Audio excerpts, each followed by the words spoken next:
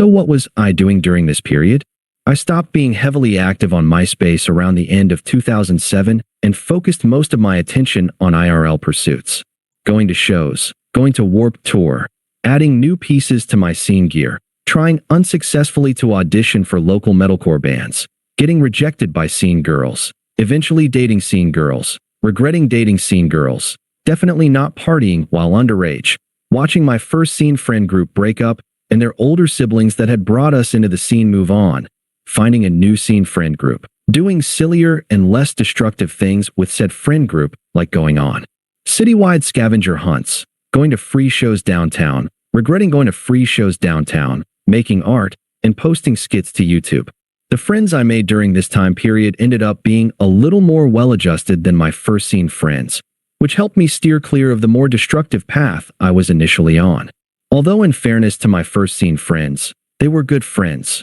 Well, most of them, who also helped me steer clear of even worse paths I could have gone down because several of the friends I had prior to being a scene kid went on to become career criminals. No, seriously. I do regret not taking more pictures during this time period and not taking screenshots of my Myspace profile before Myspace took away the ability to customize profiles around 2010 in a vain effort to compete with Facebook. But in a stroke of good fortune, my friend deleted the YouTube skits. My fashion choices were also evolving, mainly due to scene merch and skinny jeans getting more colorful.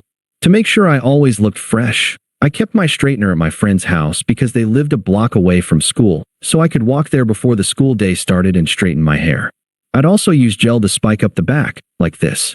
I never bought eyeliner, and I only wore it when one of my friends would offer to do it for me. Here's something that's been lost to history. Most scene kids absolutely had one or two striped Hollister polos in their arsenal, and we also rocked oversized Abercrombie jackets with the faux fur lining. Later on, I also started wearing a pair of shutter shades, which were for social gatherings only, because I found out the hard way that it's dangerous to walk around with deliberately restricted vision.